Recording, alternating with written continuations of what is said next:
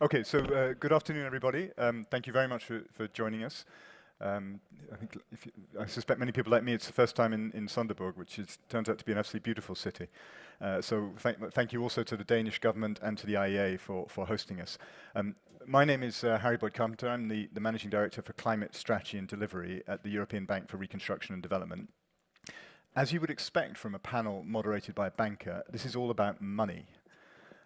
We heard this morning about the urgency of the energy efficiency challenge. We know that for political, economic, environmental, and social reasons, energy efficiency is vital. And in many cases, that means we need to replace most of our existing infrastructure with new technologies, new models. But to do that takes money. And we know it can be really difficult to deliver that money. Energy efficiency investments are dispersed, they are context-specific, and they often have a payoff that takes time and isn't obvious because they generate savings, not revenues.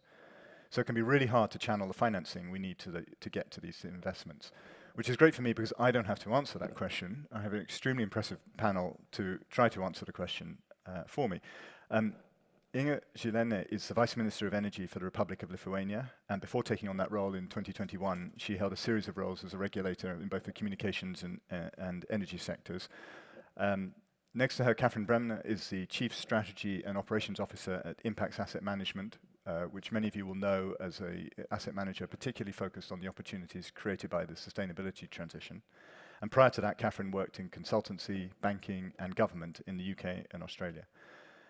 Caterina Grosso is Executive Director at Colombia's Non-Conventional Energy and Efficient Energy Management Fund, which I think is a fantastic title. And that focuses on supporting Colombia's energy transition. And Caterina has been working in energy all her career for both the private sector and the Colombian government. Mada Ayu Habsari has had key roles in and founded a number of Indonesian energy companies.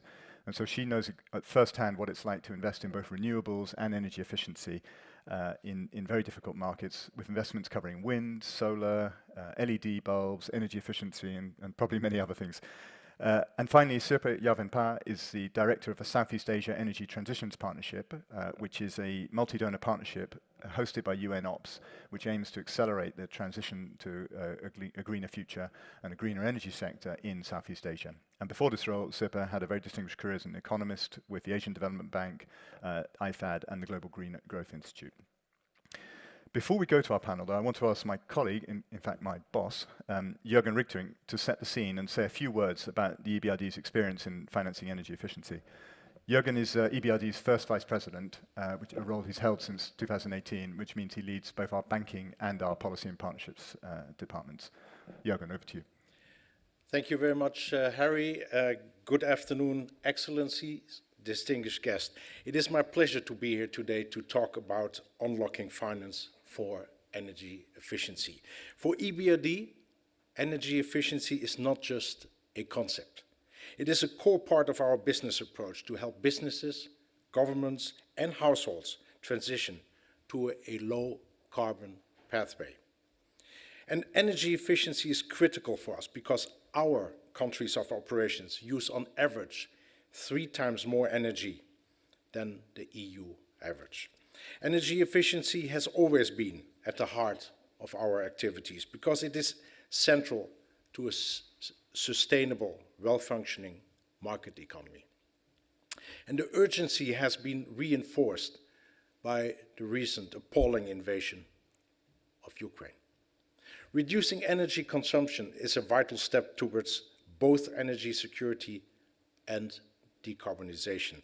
In that context, we welcome the European Commission's Repower EU package and especially the proposal to increase the 2030 energy efficiency target from 9% to 13%. The EBRD will deploy all its tools in support of this effort. To give you a sense of what those tools look like, I'd like to tell you the story of Mr. Milan Orlovsky. Mr. Orlovsky is co-founder and CEO of Core, a Slovak company that implements energy-efficient solutions across the country. With the help of the EBRD, Core has invested 3.3 million euros in improving heating in social and public facilities in 15 towns in Slovakia. These projects have helped to reduce energy consumption by around 25%, annual savings of about 570,000 euros, and saved 1,700 tons of CO2 per annum. That is the real phase of energy efficiency, the challenge and also the opportunity, because it is delivered by a myriad of small, incremental investments that together add up to something big. Our investment with Mr. Orlovsky is one of the over 1,600 energy efficiency investments for a total of over 25 billion euros we have made since 2006. But ladies and gentlemen, I hear you asking, how have you been able to deploy such scale of investments in the energy efficiency space? Well, over the past 16 years, we've identified 3 factors that are critical to our energy efficiency business. First, we aligned our internal banking structure to maximize our delivery of energy efficiency investments. We created a dedicated team to support all banking operations exploit the energy efficiency potential in their investment. And actually, Harry is the managing director of that team. Second, we have a well-developed and tested business model that combines 3 crucial elements. 1, delivering targeted policy dialogue to help transform the market towards highly energy efficient solutions. Since 2009, we have engaged in 147 energy efficiency policy dialogue activities in 27 countries. 2, providing appropriate technical assistance to help build bankable investments that maximize their energy efficiency components. For example, in the case of Mr. Orlovsky's company, we didn't just provide a loan, but also provided technical assistance and monitoring of their energy efficiency investments. And thirdly, developing and deploying financial instruments tailored for each market. For example, in Turkey, we have a credit line that provides finance for energy efficiency in SMEs and households. But for larger corporate clients in Turkey, we provide finance through another program, our high impact program. Ladies and gentlemen, the third success factor is partnerships. No single organization on their own can deliver the full suite of energy efficiency investment in isolation. By working with other MDBs and investors as co-financiers, policymakers, donors, and technology providers, we leverage our capital and deliver solutions that are greater than the sum of the parts. Let me conclude by giving you a couple more real-world examples of energy efficiency investments we have made. In Chisinau, Moldova, we provided a loan of 25 million euros for the renovation of 120 public buildings as part of our Green Cities program. This resulted in CO2 emission savings of 4,000 tons per annum, equivalent to removing nearly 1,000 cars from the road. And the second example, the upgrade of an acrylic fiber manufacturing plant in Turkey with a loan of 46 million euros over an investment value of 56 million, resulting in energy savings of 45,000 tons of CO2 per annum. As you can see, despite the many challenges, it is quite possible to deliver bankable energy efficiency investments. The imperative is to replicate these investments and others. These investments are good for business, good for clients like Mr. Orlovsky, and good for the climate. Thank you very much.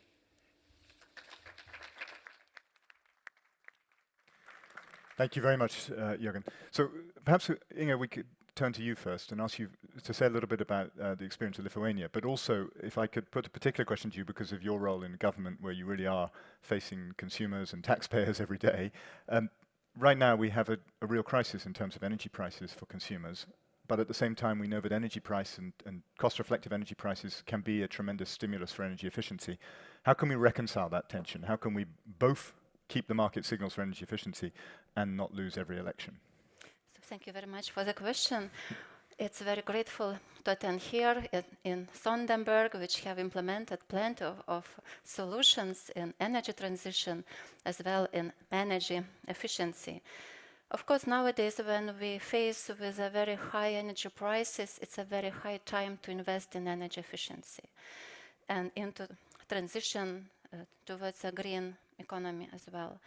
So when it comes to Lithuania, so energy efficiency is very important for us and for the households because of very high energy bills, which have been since the last autumn.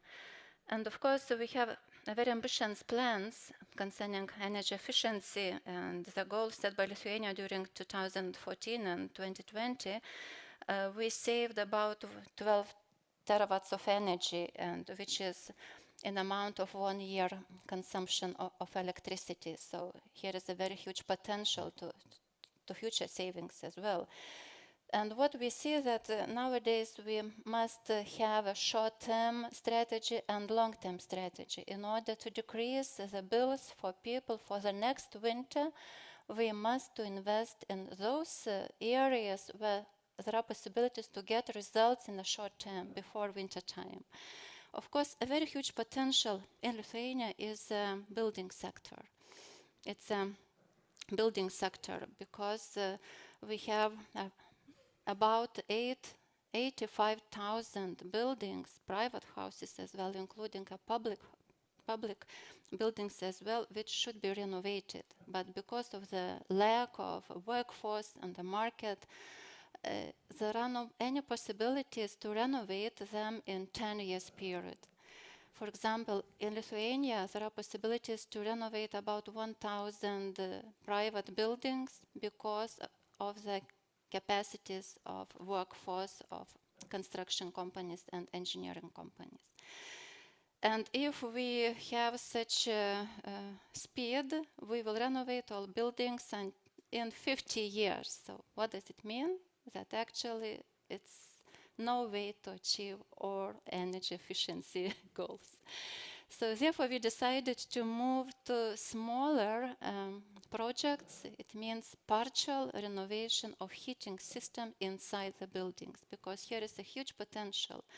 If we replace the old fashioned heating substations, and if we install thermostat in apartments, we can save about 30% of energy. It means that heating bills will be reduced about 20–30%. But when it comes to political side, of course, it's a very big will to politicians when there are a period of high prices of energy to give subsidies. And it has happened in Lithuania. We are not the exception.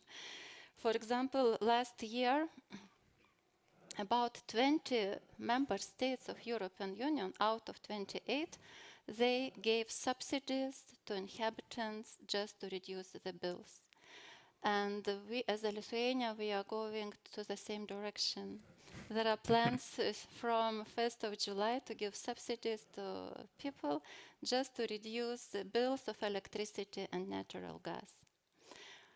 Amount of money is, of course, huge one, and there is a huge potential. It would be a very huge potential to invest into the same heating systems, and to renovate buildings as well, maybe to replace some even appliances in homes in order to have energy efficiency. And it always happens that governments, they want, to be popular, and they want to give some money. But when it comes to the industry, we have a completely different position. The initial plan was to give subsidies to the companies as well to reduce the price of kilowatt hour and kilowatt hour of gas and electricity as well. But when we started talking with companies and with industry, they told us, no, we don't need subsidies. We need money to invest into energy efficiency. We need money to invest into transition from fossil fuels towards renewables. So that's a good message, because industry, they do understand the importance of this transition period. If they invest into the appliances, if they do invest in the new technologies, they would have impact for the years to the future. Okay, thank you very much. That's very reassuring to hear, actually.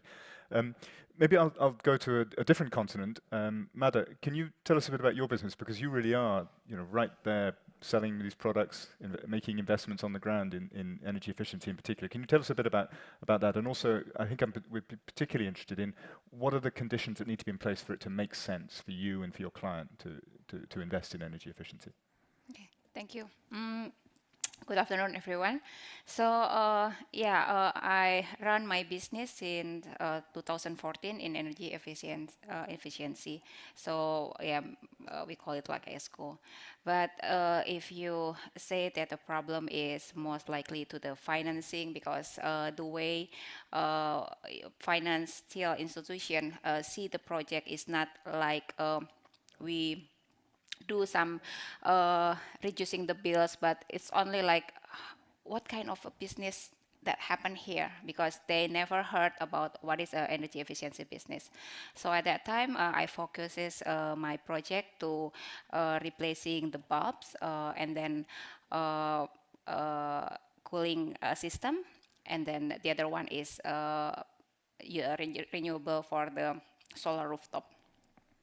But again, what we struggle is every time we go to the financial institution, they go to ask, what about your financial report? Which is a company like me, SME, or we can call it like a startup company. We don't have any proper financial report that asked by a bank. That's the problem that I think most of the ESCO's company facing. And also, if we say that if there is some regulation that cover all those lag between what can the financial institution give to the company like us, it will very helpful, because at least give some what is that, a push from the government to support the energy efficiency in terms of financing. Maybe we can do more like easiest way to get the financing and other thing. And also, I think the important things if for the building owner or maybe the government itself, because the building in my country, there is a lot of very like old one, which is consume a lot of energy. But once we came to the tender, sometimes the requirements only who's the lowest price will be the winner. But the problem is, as you know, that the high efficiency or technology, they don't sell like a cheap equipment. That's a problem. So we cannot get, or we cannot explain to the building owner that why we have to pay like a little bit expensive for the equipment, but give you a very efficient cost in the maintenance. That's sometimes that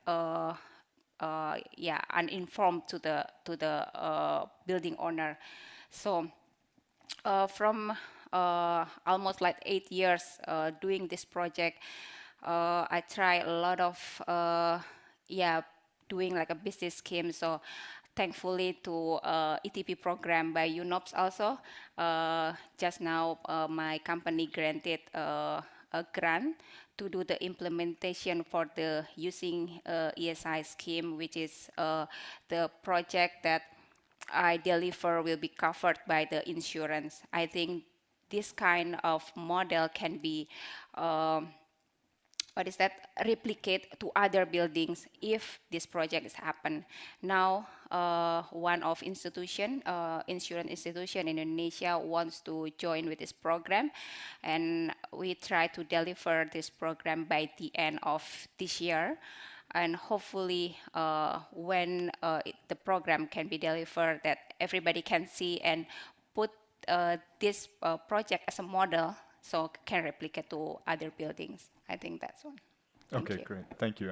And you helpfully set up the next question, which is to Sirpa to maybe tell us a bit about the Energy Transitions Partnership and especially how you see the challenge in Southeast Asia, because you're really in the continent where we know that we have the biggest climate challenge. If we're not successful there, we won't be successful anywhere. Thank you, Harry. Yeah, great. And dear colleagues, so first of all, I wanted to thank you for inviting the Southeast Asian Energy Transition Partnership to the IEA's 7th Global Conference on Energy Efficiency. And I also wanted to remind ourselves, why should we worry about Southeast Asia? So from the viewpoint of the membership in the partnership for ETP, they are very concerned about Southeast Asia because basically, first of all, it's a $3 trillion economy if taken all together. So that's 5th largest in the world. And these economies are rapidly growing around 5 to 6% a year. Now, more or less, all the countries have returned to pre-pandemic growth figures.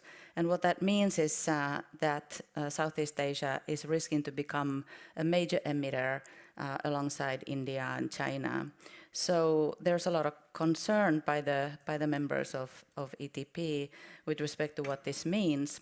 And if you think about the numbers that were already floated out earlier, that in the Philippines, which is a $106 million person island country, around 10% of those people have air conditioning today, and then 6% in Indonesia, 261 million people. What that means in terms of the increase in air conditioning units in that region, you get the picture in terms of what's the meaning of working in Southeast Asia. Southeast Asian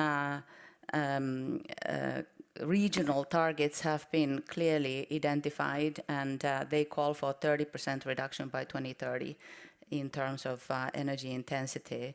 But even despite the quite significant progress to date, around 20% since 2005, this is not nearly taking us close to this target. So experience so far is meager, although the countries in the region are more and more focused on net zero emissions goals and pathways to those goals. Policies also are not the problem. All major countries have pretty solid policy frameworks for energy efficiency, but what's really proving out to be an issue is enforcement and demonstration projects, the experience, the actual concrete advancement toward these goals. So particularly I want to highlight that, as already Ibu Mada said, that traditional finance from financing institution is not sufficient. It's pretty much not available. Such things as savings-based cash flow concepts are really not known in the region so far. So financing without the support of the corporate balance sheet is pretty much not there. Another important point is that really we need grant financing to kick off the start of these projects, that there needs to be support, as there has been elsewhere in the world, also in the European Union zone. And for that, we need to get the donor partners to work together. The donor assistance is patchy, it's dispersed, it's also not very significant in terms of energy efficiency. So what does ETP, the Energy Transition Partnership, bring into this? So first of all, the partnership itself is a platform for collaboration. It brings in the governments of Germany, France, United Kingdom, and Canada, and then philanthropies, which is really a new source of funding. Would you know that out of the some $200 billion of philanthropic support per annum, just 1% or 2%, just short of 2%, is going to climate targets. So there's really a lot of potential there. So philanthropic organizations such as Children's Investment Fund Foundation, Sequoia Climate Fund, IKEA Foundation, have come together with governments to pursue energy transition and energy efficiency. And in this partnership, the partnerships wants to show that alignment will pay off, alignment of programs by donors and alignment among government agencies that are stakeholders and engaged in energy transition and energy efficiency. And secondly, what we have done recently is trying to bring diagnostic analysis on the barriers to energy efficiency together in one place. So we published this diagnostic analysis on the barriers to energy efficiency in Indonesia, Vietnam, and the Philippines, and it's available on our website for all to see, because this information, this barrier in data has really been in many dispersed pockets, and it's kind of difficult to put a picture together. We often talk about in very broad words about what the issues are. So this is a place where to look. And basically, the report highlights limited awareness among civil society, limited awareness among policymakers, lack of bankable projects was mentioned also earlier, lack of access to finance, lack of investment-grade audits, lack of training, lack of skills, lack of certification, lack of appliances-related standards, lack of ESCOs, lack of ESCOs associations. So there's a lot of sector there to work with. And the third thing that we did was that since we now have a better idea of these impediments and barriers, we wanted to try and see what innovative solutions would the market offer us to tackle these. So we launched the call, and we are now funding 6 grants that work towards tackling these as demonstration projects, as proof of concept, so that we can then work towards scaling up. And Ibu Mada's project on developing an ESCO ground up is one of those, and she's planning to issue some communications and then have hopefully other interested entrepreneurs work towards ESCO objectives there. Thank you. Okay, thank you. I was trying to write down all the things that were lacking, and I couldn't keep up. And I mean, it brought home what we all know, which is we have a real market failure. And we don't have that market failure in every part of a transition. I mean, the obvious comparison is renewables. But I'd like to come back to that at some point. Why isn't it working? You know, apart from the lack of almost everything. We make another continental leap. Katarina, can you tell us a bit about your agency, what it's doing in Colombia, but also whether you too have the same totally dysfunctional market that the rest of us are grappling with? Good afternoon, everybody. It's a pleasure to be here. Let me tell you about FENOGE. FENOGE is a government fund for non-conventional energy and efficiency energy management. FENOGE was created by the law 7015-2014, and FENOGE is a policy instrument to promote energy efficiency and non-conventional sources in Colombia. But what is the new in FENOGE? It's 2 modalities of leveraging the energy efficiency in Colombia. First, the non-reimbursable line, where we take technological replacements in refrigerators, light bulbs, and air conditioners to the residential sector.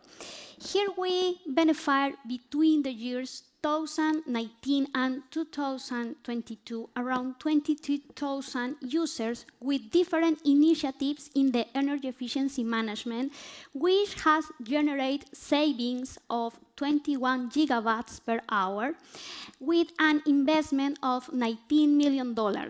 And the second line, we call the reimbursable line multiplication of resources, where the structure specializing financing instrument, and we can work for the private sector in direct credit to the projects, financing to financial entities for non-conventional energy and efficiency energy management projects, compensation rate to financial entities, creating capital funds and begin leverage of the other resources in them, and begin guarantors of operations in energy efficiency.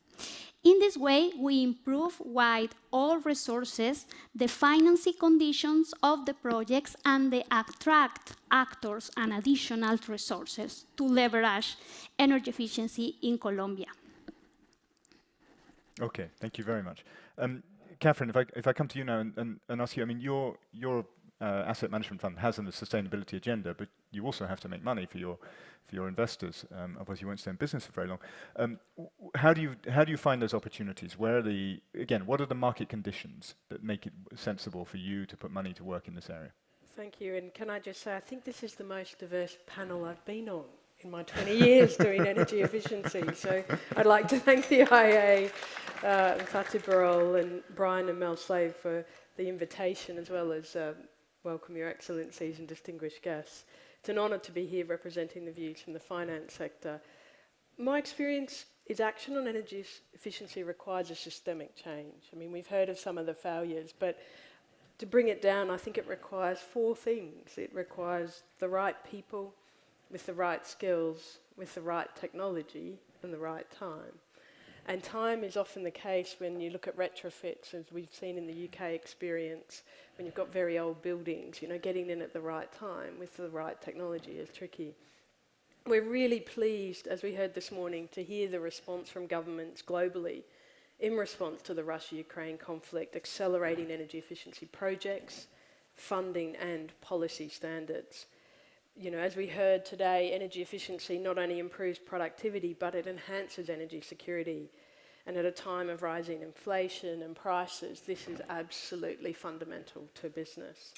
You know, it's wonderful to see governments here today, you know, supporting the IEA's energy efficiency programs. And, you know, it really is the first fuel in the energy system. The thing that I think energy efficiency can and should play is a much larger part in the transition to net zero globally. Impact Asset Management was established by its founder and CEO Ian Sim nearly 2 decades ago to generate superior investment returns from the opportunities arising from the transition to a more sustainable economy. And the firm has grown particularly over the last 3 or 4 years to now manage over £38 billion of assets across the EU, the UK, North America, and increasingly in Asia. What we're looking for are companies of the future that will be the solution providers in the transition to net zero. And you know, one of the things we found is that energy efficiency is a strong, appealing investment thematic. It's a combination of, and that's been driven by 3 things. It's been driven by the tightening efficiency standards globally, which creates a change in behaviour and a level playing field for investment. There's often inefficiencies about productivity, so there's compelling economics, the underlying economics work, and in many cases you don't need subsidies. And there's a diverse range of opportunities across buildings, transport, and the broader industry. And just to give you 3 examples of companies we've invested in, one of those we've heard this morning was a session yesterday here about heat pumps. We invested in a Scandinavian company some 15 years ago. That's a heat pump manufacturer, one of the leaders globally. And with the Repower Europe's proposal, I think I heard half of the buildings in Europe will need heat pumps. I mean, that is an enormous investment opportunity as much as it is an enormous implementation challenge.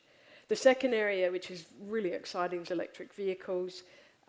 What we're seeing is a huge legislative change driving towards electric vehicles, changes in consumer behaviour, and as the costs are coming down, there's more investment. Impact has invested in a company that supplies the supply chain components and transducers and sensors, and it's in about half of the EVs now. So it's not only the EVs themselves, but that whole supply chain offers an enormous opportunity. And the third area, which we've spoken a little about today, but I think there's a lot more potential, is in industry, and particularly in software companies. So we've looked at a number of different companies that are about improving energy efficiency through improvements in maintenance, software, and the whole IT space.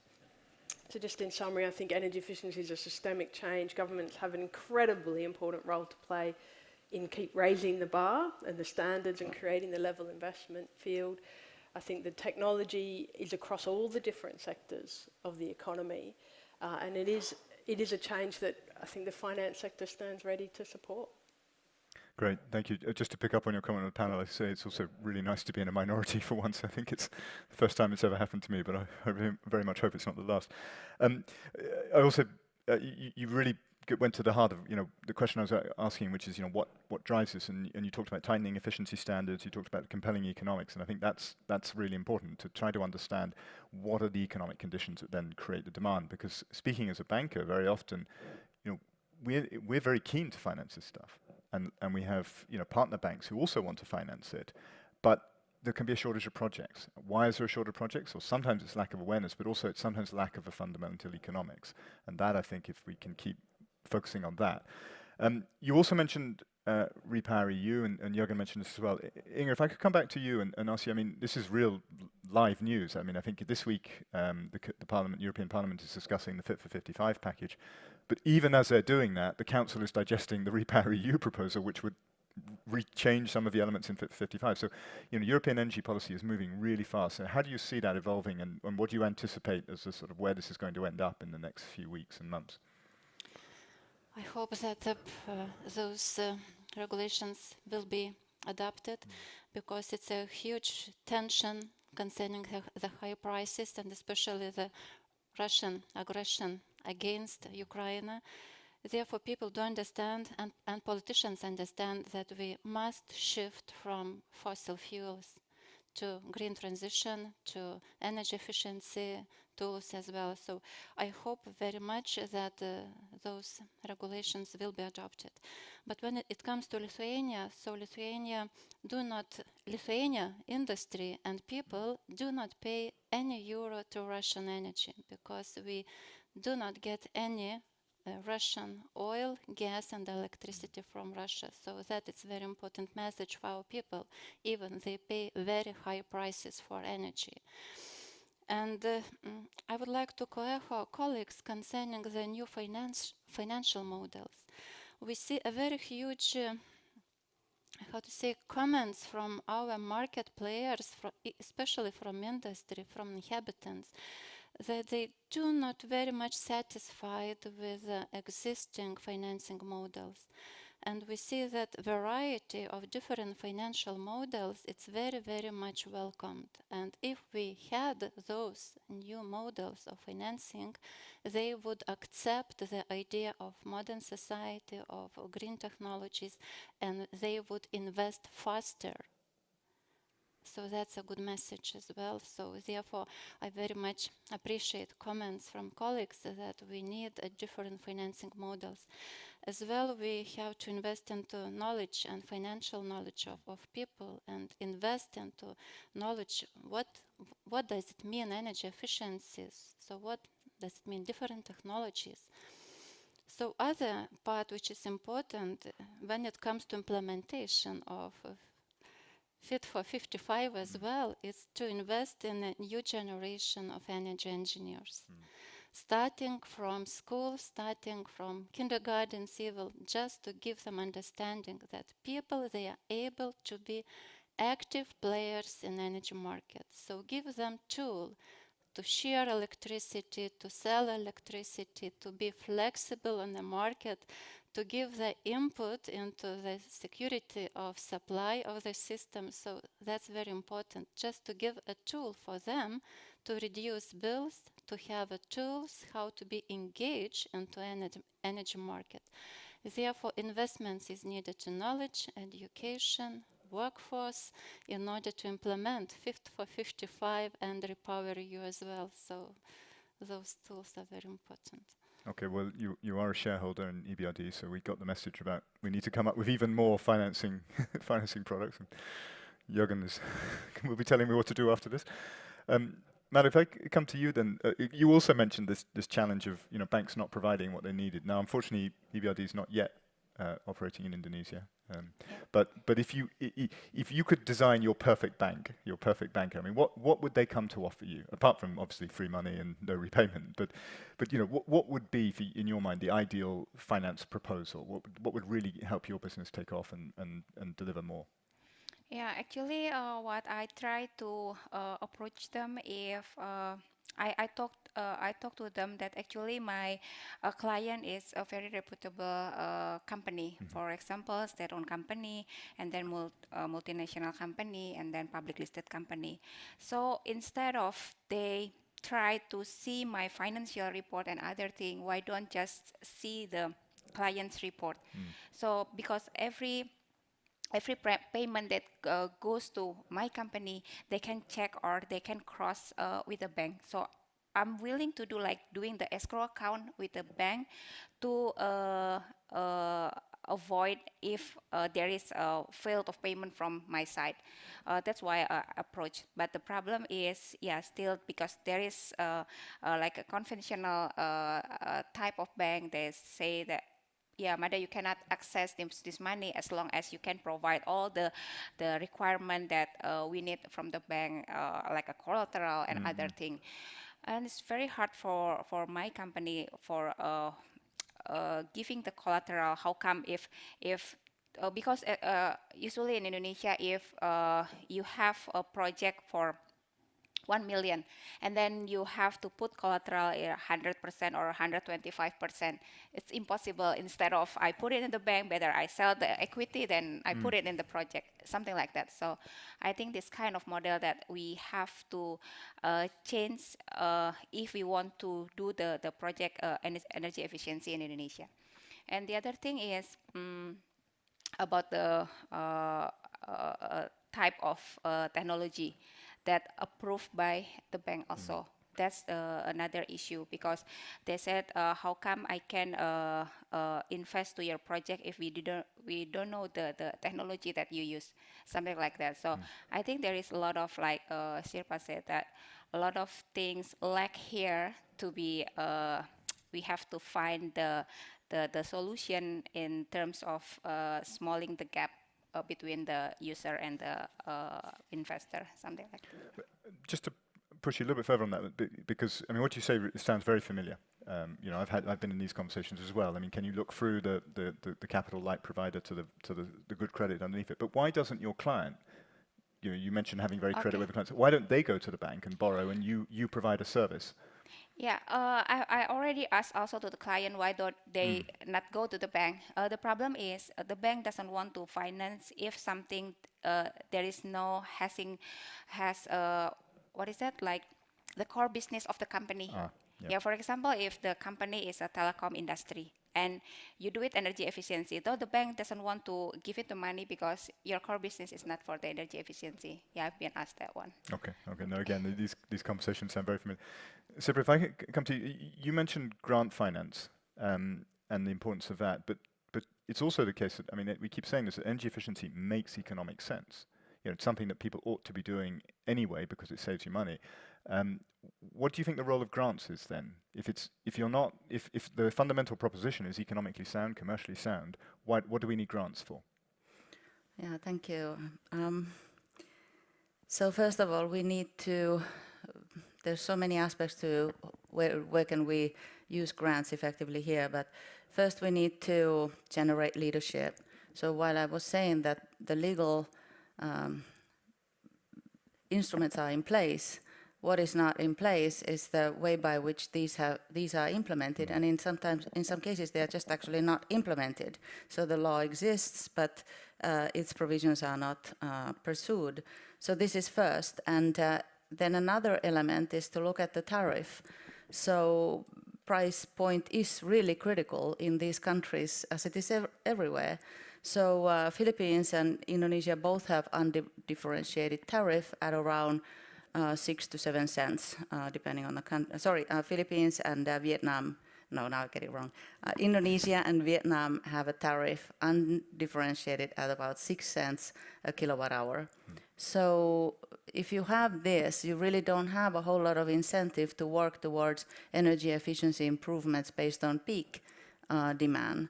On the other hand, the Philippines has a tariff of around 22 cents a kilowatt hour. There should be every incentive to pursue energy efficiency, but it's not. So again, we go back to the banking industry and the sort of unfamiliarity of ESCO operations. And there's another issue, which is that it deals basically with imports, so technology imports. So when we look at use of grants, what we would like to see is a very comprehensive strategy that be pursued under the leadership of key engaged ministries. And this would include a package of services such as a review of tariff. We would look at awareness building, socializing the international commitments, which is very useful to bring it to the awareness through using social media and using the youth representatives and others that we've seen play out here very well. Look at the regulations. The minimum standards was mentioned also.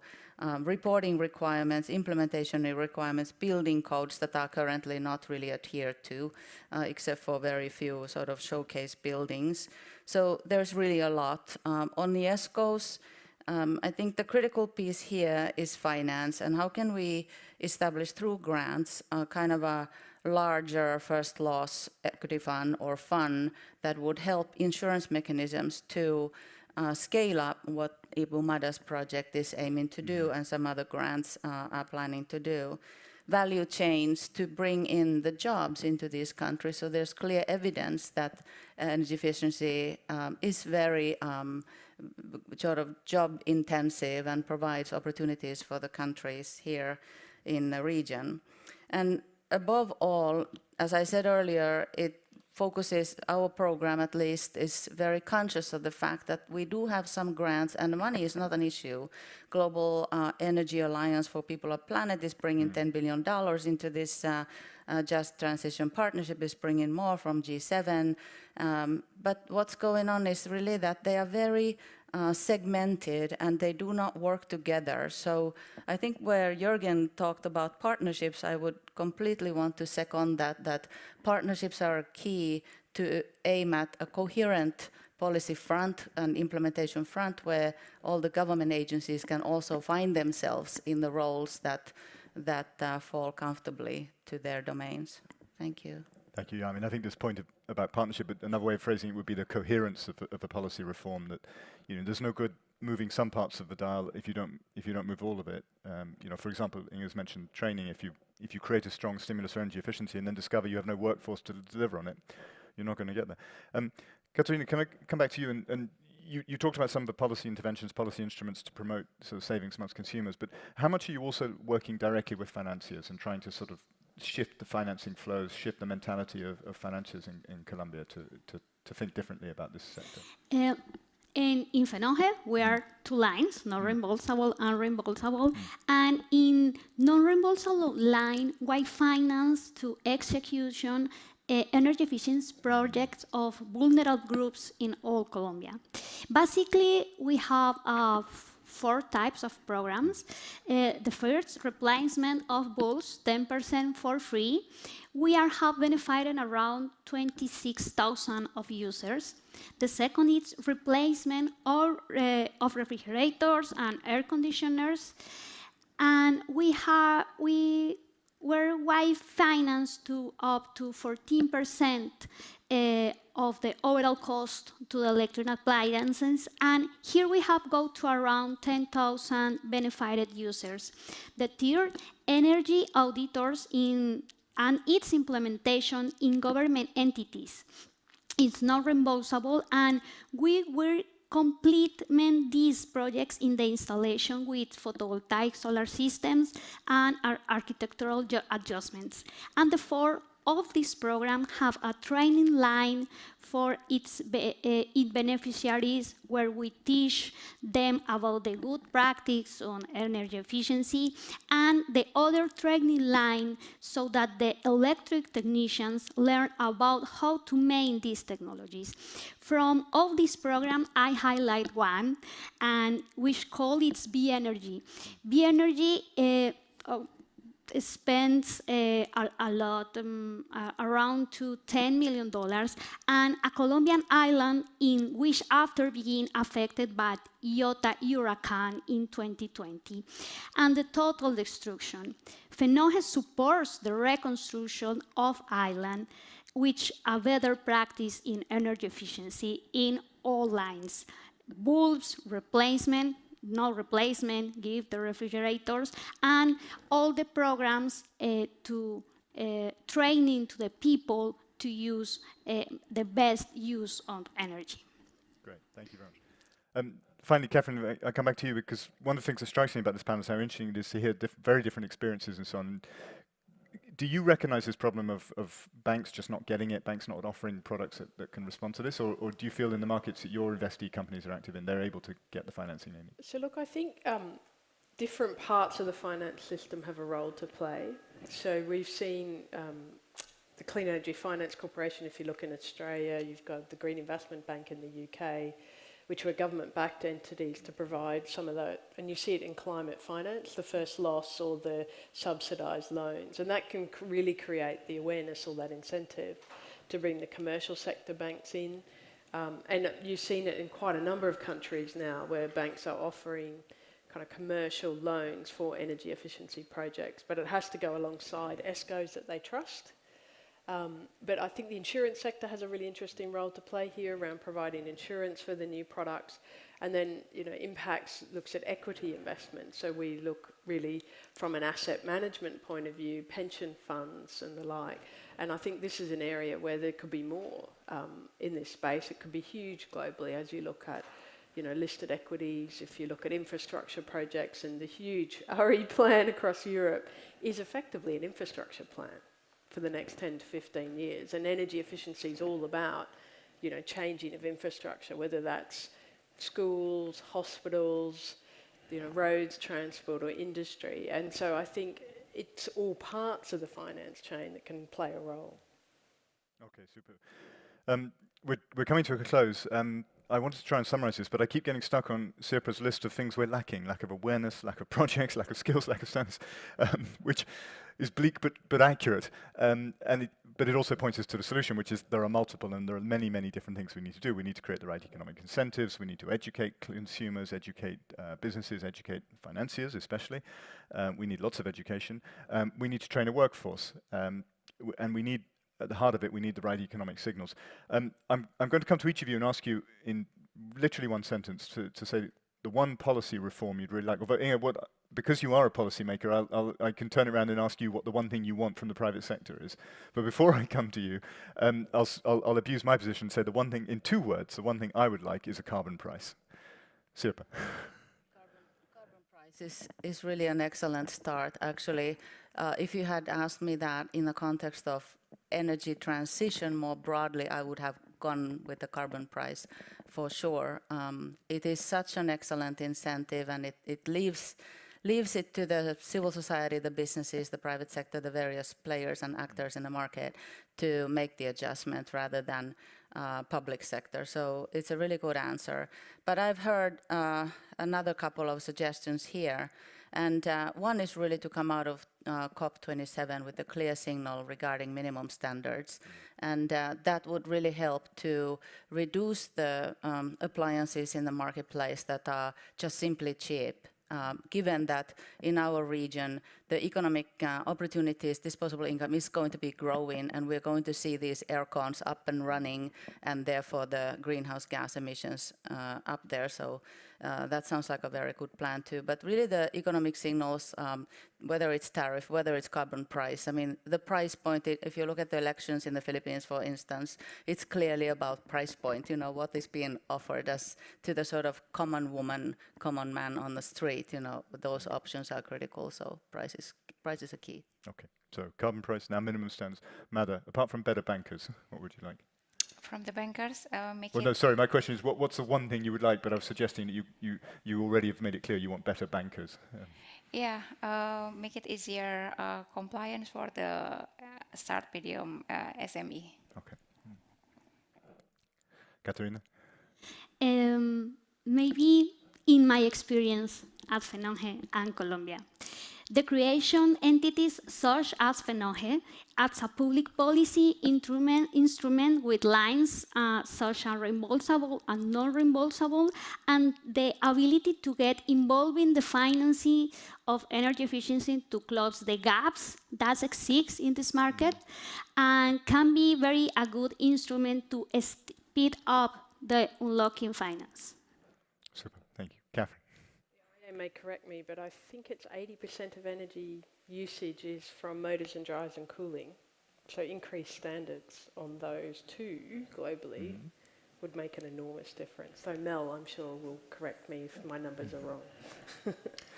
But I think Sirpa's already said minimum standards, so you need to come up for. I think if you banned inefficient motors and drives and cooling globally, you probably halve demand. Okay, so It's that's a pretty strong message. Inga, finally over to you. I agree with Catherine as well that standards are crucial, and pricing as well. It's crucial in order to tend to our green future. So.